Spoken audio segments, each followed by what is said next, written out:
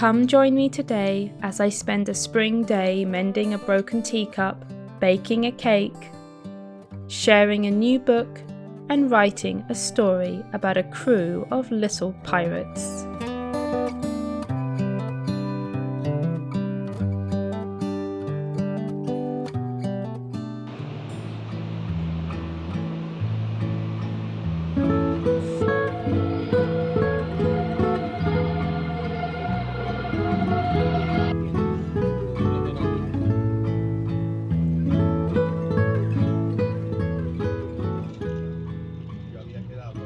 There was a constant gentle rattle as the train travelled forward and the landscape moved along outside like a film strip.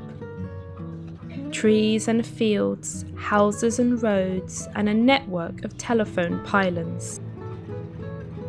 Mountains on the horizon slowly grew closer, and somewhere in the distance lay a lake, the sun reflecting off the water's surface.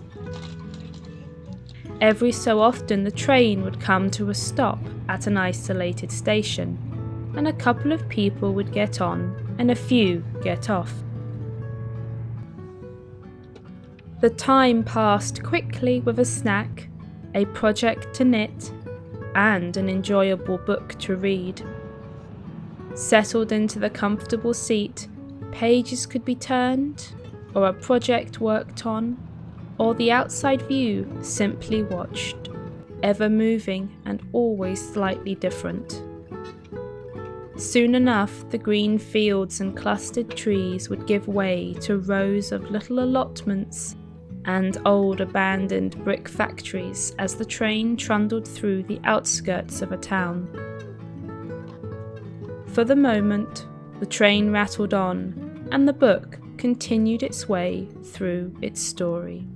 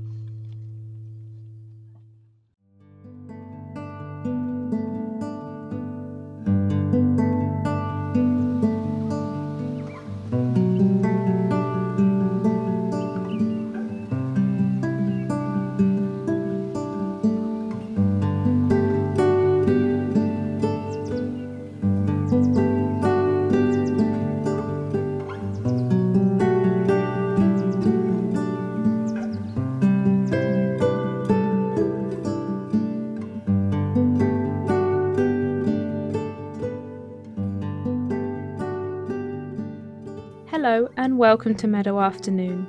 This week I have a teacup to upcycle. It's been sitting in my junk box for a long time now in several pieces. I think it will make nice inspiration for a short story, and I have an idea that I think fits it rather well. Let's begin and I will tell you the story while I fix this little broken teacup.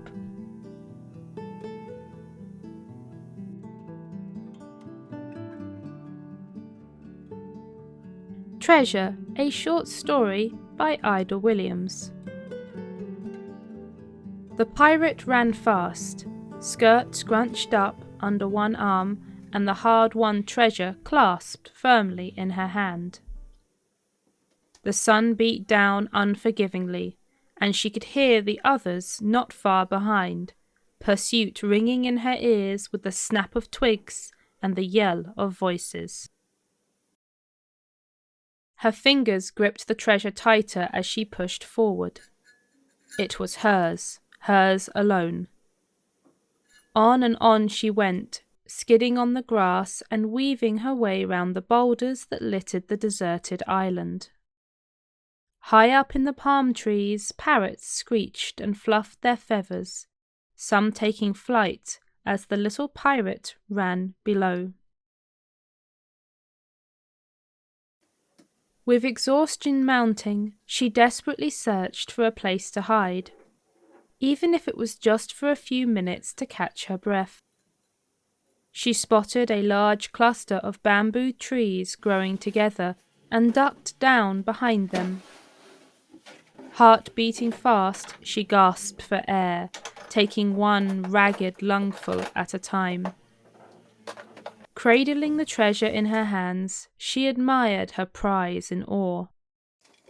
The fine white porcelain and delicately painted golden flowers were splendid, worth every risk she took in acquiring them. It was the most beautiful item in the treasury, and no doubt worth a fortune. Most importantly, it was hers. She was the one who risked her life to get it. By rights, and by common sense, it was definitely hers. Interrupting her thoughts was a jarring squawk and a colourful flutter. A red-breasted parrot landed on the grass in front of her and eyed her suspiciously. She made no movement, scarcely daring to blink. The other pirates were known to train birds to be their spies. Was this one of theirs? Or simply an innocent bird? "Polly want a cracker?" she whispered softly. The bird gave no reply, and she smiled, relieved. This was not a spy. "See this?" she continued to the bird. "This is my loot. Better than 1,000 pieces of 8. The parrot seemed unimpressed by the glitter of gold paint under the afternoon sun and wandered away, no doubt to look for worms or bananas or whatever parrots ate on desert islands. The sounds of pursuit had grown dimmer in the background, and the little pirate chanced a peek around the bamboo cluster. The rest of her ex-crew were headed back towards the shore. Perhaps they thought she would try to take one of the boats.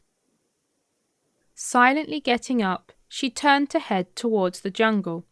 There she could hide for longer and maybe stash the treasure in the hanging webs of tangled vines. "You dirty, rotten thief!" A high-pitched voice brought her to a sudden stop. Appearing suddenly in front of her and blocking the path ahead was her second mate. His knees were muddy, hair matted with leaves, and arms stretched out as if to grab her. "I told the others you were headed this way, and look, I was right." She stopped in her tracks and clutched the treasure tightly. "It's mine. By right, it's mine."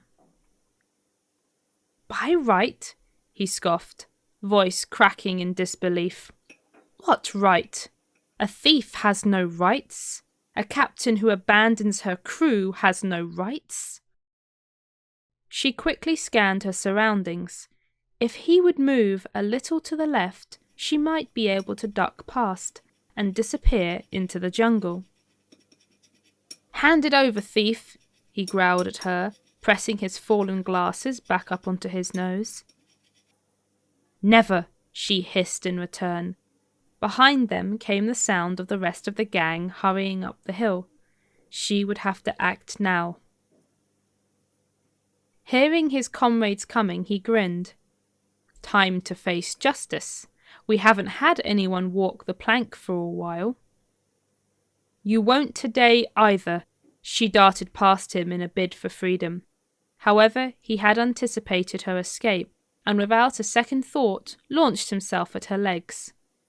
They fell to the ground, with her kicking viciously and him trying to avoid the heavy soles of her boots. She was soon yanked up again by one of the assembled crew that gathered around them. They were red-faced and angry. "Let go of me! That's an order!" She struggled to free herself from the burly grip of the ship's cook as the crew eyed her darkly. "You've forfeited that right," spat the second mate, getting up off the grass. "I am captain now." "And everyone just agreed to that?" she said carefully. He was inexperienced, and beneath the commands she sensed his voice wobble. "Just like that?" "Well, no, we didn't vote on it," replied the cook. "It doesn't matter. She abandoned us, stole the treasure, so as second mate I take charge." The captain looked round at the others. "Are you really going to let him do that?" "Can it?" one of the abled seamen shouted back. "He's right, you stole the treasure. We all worked hard to get it."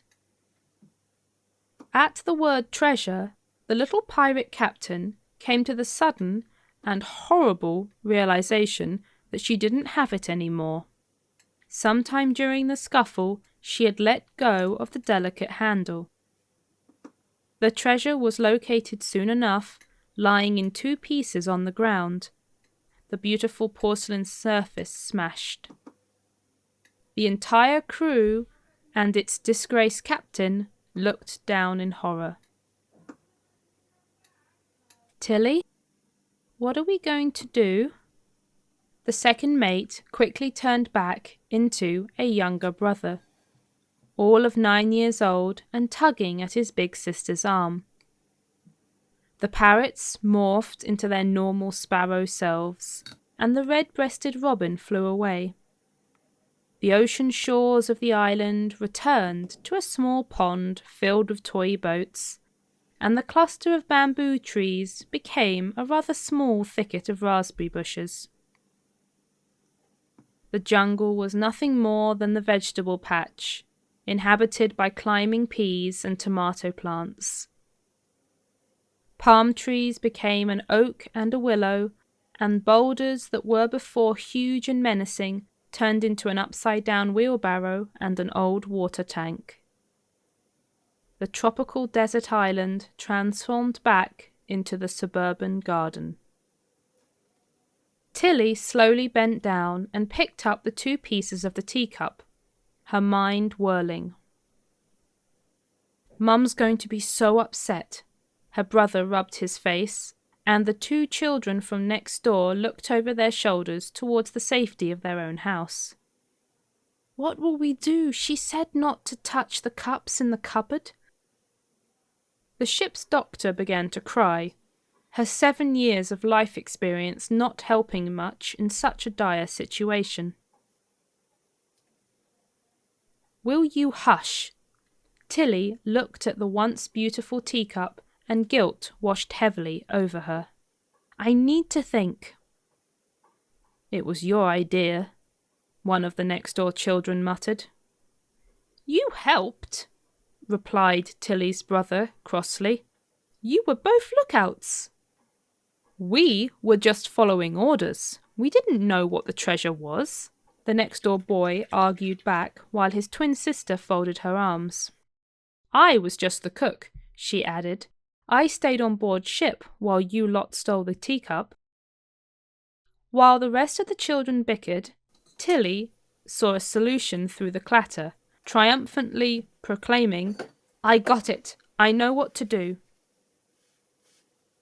A good while later, the pirate crew were tucked up in their beds after a good supper and a long bath, mud washed off and hair cleaned. They slept untroubled by the events of earlier that day. After all, they had fixed the problem, and no harm was done. Even Captain Tilly, despite being the mastermind behind the original snatch, and later a traitor when greed compelled her to keep the treasure for herself, slept well. She had set things right. It would not be until the next morning, when Mother found a trail of muddy prints over her nice living room carpet and discovered one of her prized teacups sitting in the cupboard, glued together with mud, that Tilly would face consequences for her actions. Until then, she slept quite soundly and dreamt of red-feathered parrots. The end.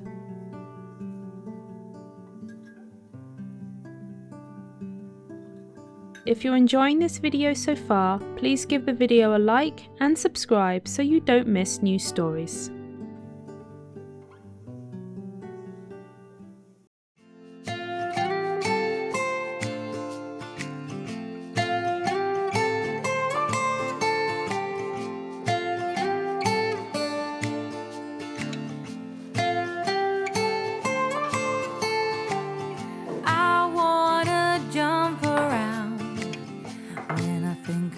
Yesterday, your smile, your style so fly, my oh my. As time stood still, I got the urge to steal a kiss, and so I did. Now I'm embarrassed, but just a little bit. Oh, there must be gold on those lips.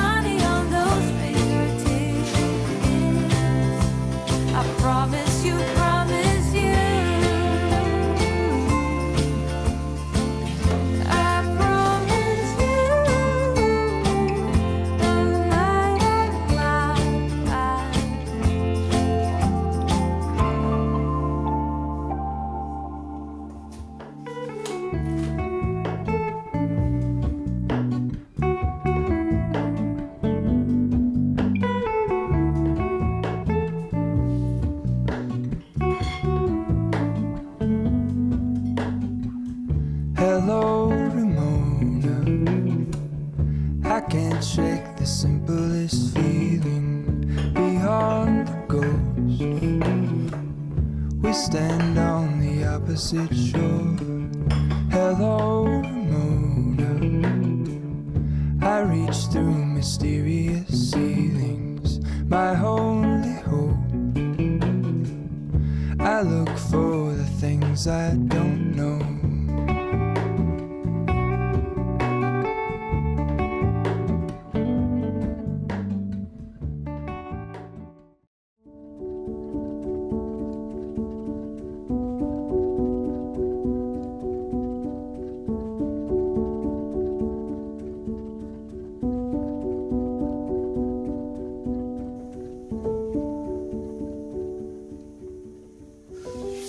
In the middle of the ocean, there was a girl who lived upon a rock. This was not an ocean like the one you have imagined, nor was the rock like the one you have imagined. The girl, however, might be as you imagined. assuming you imagined her as thoughtful, soft-spoken, and overly fond of collecting cups. Thus begins Tress of the Emerald Sea by Brandon Sanderson. This is the book I want to share this week and write a few of my favourite quotes down into my journal. These opening lines immediately set the tone of the story and its humorous and often sarcastic narrator. The story follows Tress, a simple girl from the aforementioned rock, who leaves her simple life and, against all odds, sets out to rescue the man she loves. Tress voyages out across a sea made of spores. I will leave it to the book to explain to you how the spore oceans work. It's a unique and interesting concept. Tress encounters pirates, teams up with a talking rat, hunts down a fierce sorceress, makes a deal with a dragon, and otherwise has exciting, if not often deadly, adventures. The book is a fun adventure fantasy story, and it also has some fairy tale-like qualities to it as well. It's about a girl on a rescue mission. It has pirates and the high seas, but not like the seas you may be imagining. It has villains, quirky side characters, and a dash of non-spice romance. Many of you may already be familiar with Brandon Sanderson. He is a very prolific writer with a long list of fantasy and science fiction titles, most of which are set in his Cosmere universe. This is the first one of his novels that I have read. It is a standalone story, but it does fit into his broader fantasy universe. The book was one of the secret project books from his Kickstarter campaign that he ran a few years ago, when he used Kickstarter to launch 4 books that he worked on in secret. It was a very successful project, to say the least. I believe the Kickstarter still is, as of now, the most funded Kickstarter project of all time. I really enjoyed this book. I loved the amusing narrator, his dry sense of humour, his sarcasm, and the way he is woven into the story as one of the side characters. I also loved Tress's character. Her love for and growing collection of teacups was one of my favourite whimsical details in the story. And as teacups were a feature of my video today, I felt it was the perfect time to share this book. I liked how Tress navigated her journey and adapted to her new surroundings. I liked how calm and resourceful she was. In the beginning of the book, she's not pining for adventure or change. She's quite content with her life at home, and she only leaves because she has to try and rescue Charlie. Tress is not your impulsive, running into battle without thinking through a plan type of heroine, and I also really liked that aspect of her character as well. I think if you enjoyed The Princess Bride, then you'll love this book as well. It has a similar tone to the writing, and I can definitely recommend it as a fantasy read. I want to read more of Sanderson's work soon. If anyone has read more of his books, please leave a comment with a recommendation of where I should go next. I have already bought a couple more of the Secret Project books, so maybe I will continue with those before diving into the rest of his archive. Let me know what you think in the comments down below.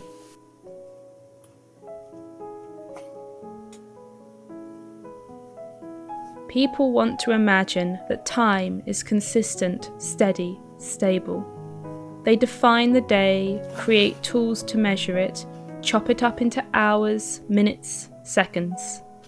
They pretend each one is equal to the others, when in fact some are clearly prime cuts and others are full of gristle. Page 295.